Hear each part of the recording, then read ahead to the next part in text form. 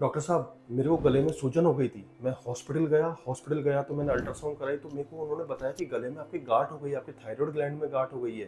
तो मैं बहुत घबरा रहा हूँ, मुझे कैसे पता पड़ेगा कि ये गाँठ कैंसर की है या कैंसर की नहीं है? और अगर कैंसर की तो क्या मुझे वास्तव में सर्जरी करानी पड़ेगी या मेरे पास कुछ और ऑप्शन है, मैं कैसे ठीक हो सकता हूँ? तो दोस्तों, मैं आज आपको सरल भाषा में ये बताने की कोशिश करूँगा कि अल्टीमेटली आपको अपने घर पे किस तरह से समझना है कि हमें कब अलर्ट लेवल पे जाके डॉक्टर को कंसल्ट करना है, हमें ऐसा कौन-सा टेस्ट कराना है जिससे हम आगे पता कर सकें कि हमें क्या हो रहा है, कब अवॉइड नहीं करना है, कौन-कौन से ऐसे सिम्पटम्स हैं जिनको समझ के हमें डॉक्टर के पास जाना है या आगे इवैल्यूएशन के लिए जाना है। दोस्तों, मैं हूँ डॉक्टर दीपक अग्रवाल, मैं जयपुर से हूँ, मैं एक वैस्कुलर इंटरवेंशन रेडियोलॉजिस्ट हूँ। मैं थायरॉइड की काफ़ी सर्जरीज़ कर चुका हूँ, सिस्टिक थायरॉइड नोड्यूल की भी काफ़ी के लाइव केसेस आपके पास है, सॉलिड थायरॉइड नोड्यूल की भी जिसका भी लाइव केस आपके पास है। आप उनको देखिए, समझिए कि क्या है, कैसे करते हैं, बिना चीरा-फाड़ी के हम थायरॉइड नोड्यूल को डील करते हैं।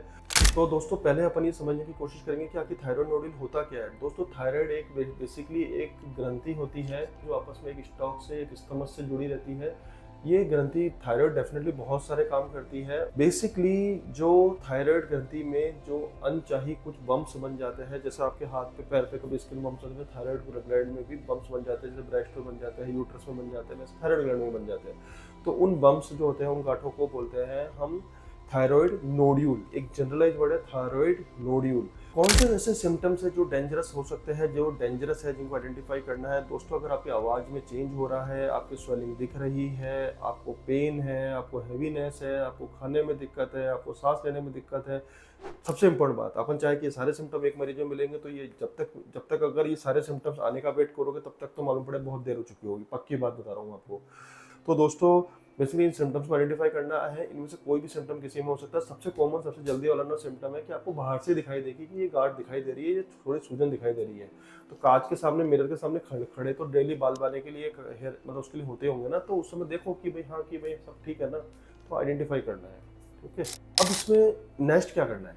नेक्स्ट है कि अगर आपको कोई भी इसमें से कोई भी सिम्टम है या सूजन है, तो आपको क्या करना है? सबसे basic test, fine needle aspiration technology, FNAC। तो एक एफएनएसी, एक पतली सी बिल्कुल पतली सी महीन सी सुई को अल्ट्रासाउंड में देखते हुए या ब्लाइंड आप उस थायराइड की ग्रंथि के अंदर घुसते हो, उस गार्ड के अंदर घुसते हो और उससे कुछ सैंपल लेते हो और सैंपल को आप भेज देते हो पैथोलॉजिस्ट के जांच के लिए, जो कि माइक्रोस्कोप में देख के ही बताता है कि क्या ये गार्ड किस टाइप की है, यानी ये कैंसरस है, ये नॉन कैंसरस है, उसको लेबल करते हैं। अगर ये गांठें, उसके बेस पे हम फिर आगे बढ़ते हैं कि किस तरह का इसका कैरेक्टरिस्टिक है, कैसा है ये। एडवांस टेस्ट भी होते हैं जैसे इलास्टोग्राफी, ये एक अल्ट्रासाउंड की फाइंडिंग कि उसमें उस नोड्यूल में हार्डनेस कैसी है। अगर वो हार्डनेस ज़्यादा है इलास्टोग्राफी थोड़ी, तो वो कैंसर होने की संभावना है। अगर वो नोड्यूल सॉफ्ट है तो बिनाइन होने की संभावना, नॉन कैंसर होने की संभावना ज़्यादा है। कुछ मॉलिक्यूलर और जेनेटिक टेस्टिंग भी होती है, आइडियली उनकी इतनी ज़्यादा रिक्वायरमेंट नहीं होती, पर बेसिक टेस्ट है ultrasound and fine needle aspiration technology, FNAC। ये दो टेस्ट अपन को कराने चाहिए। इसके बेस पे अपन इस कंक्लूजन पर पहुंच जाते हैं। अगर आपकी थायराइड में स्ट्रेट फॉरवर्ड कुछ मिलीमीटर्स का एक खाली पानी की गांठ है, तो मैं बोलता हूँ चलो उसमें भी अपन FNAC अवॉइड कर सकते हैं कि ठीक है, छोड़ो, कुछ नहीं करना। लेकिन अगर आपकी गांठ बाहर से दिख रही है, फाइनली आपको ऐसा लगता है कि आपको ट्रीटमेंट लेना पड़ेगा, तो उस कंडीशन में अपन को इस तरह से जाना चाहिए। प्रोटोकॉल ये है। दोस्तों, अगला क्वेश्चन सबके मन में आता है कि क्या सारे थायराइड नोडुल को किसी भी तरह की प्रोसीजर्स की, चाहे तो एब्लेशन की, चाहे तो सर्जरी जरूरत पड़ती है? Definitely no. मैं बोलता हूँ कि करीबन करीबन 80 to 90% पेशेंट को किसी भी तरह की प्रोसेस की जरूरत नहीं पड़ती है। कब जरूरत पड़ती है ये पेशेंट खुद बताएगा। कि अगर वो बोल रहा है सर मेरी गांठ तो पहले इतनी सी थी, अब इतनी तेजी से बढ़ रही है, उसको गले में खुद में कुछ ना कुछ डिस्कम्फर्ट, पेन, कुछ ना कुछ किसी और तरह की कोई ना कोई दिक्कत हो रही है, अगर पेशेंट को सिम्टम्स है या बाहर से ज़्यादा बड़ी दिख रही है, तो हमें डेफिनेटली उसको डील करना ही चाहिए। लेकिन अगर वो डेफिनेटली बिल्कुल छोटी सी है, दिख भी नहीं रही है, रूटीन एवोल्यूशन की पकड़ी गई है, तो हम उसको अवॉइड कर सकते हैं FNAC कराने के बाद कि नॉन कैंसरस से कुछ नहीं, तो हमको उसका कुछ नहीं करना होता। काफ़ी लोगों में पड़ी होती है। लेकिन अगर वो गांठ सिम्टम्स दे रही है, बाहर से ज़्यादा दिख रही है, तो इस तरह में आपको उसको ट्रीटमेंट की डेफिनेटली जरूरत है। अब एक बहुत ही शॉर्ट में कि अल्टीमेटली इसका क्या क्या ट्रीटमेंट ऑप्शन है। एक ट्रीटमेंट ऑप्शन है सर्जिकल ट्रीटमेंट, थायराइड निकाल देते हैं, बात खत्म। दूसरा ट्रीटमेंट ऑप्शन है जो आजकल काफ़ी लोग प्रमोट करते हैं कि हम एंडोस्कोपिकली भी करते हैं, पर जनरली अभी बहुत रिसेंट स्टेज में है। तीसरा ट्रीटमेंट ऑप्शन है एब्लेशन थेरेपी।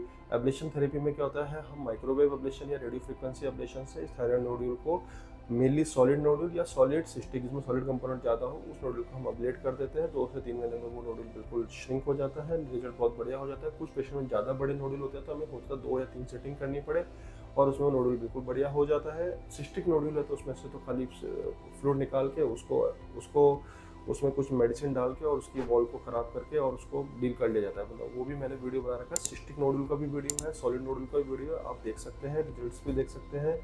तो इस तरह से इन प्रोसीजर्स को करने की कोशिश की जाती है। अगर थायराइड नोडुल में बहुत ज़्यादा इन्लार्जमेंट है तो हम एम्बोलाइजेशन प्रोसीजर भी ऑफर कर सकते हैं पेशेंट को, कि एम्बोलाइजेशन से हम हाथ की जांघ की नस है, थायराइड की जो नस है उसमें जाके हम उसमें उसकी ब्लड सप्लाई को अपरूट कर देते हैं, जिससे कि धीरे धीरे थायराइड ग्लैंड श्रिंक हो जाता है। तो वो भी हम कर सकते हैं। तो इस तरह के 3-4 तरह के प्रोसीजर्स इसमें किए जा सकते हैं।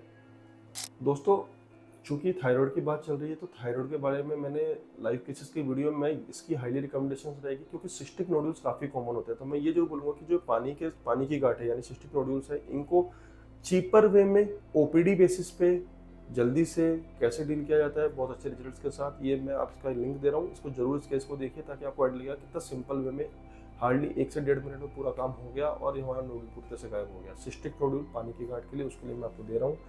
तो उस लिंक पर जरूर जाइए, देखिए। अपने स्वास्थ्य के लिए सतर्क रहिए, अलर्ट रहिए। कोई भी दिक्कत हो मुझे व्हाट्सअप करिए, मैसेज करिए। अगर आपको थायराइड नोडुल है तो मुझे 2 रिपोर्ट की डेफिनेटली जरूरत पड़ेगी, एक तो एफएनएसी की और एक अल्ट्रासाउंड की रिपोर्ट की। उसके बेस पर मैं आपको डेफिनेटली रिप्लाई करूँगा। धन्यवाद। जय हिंद।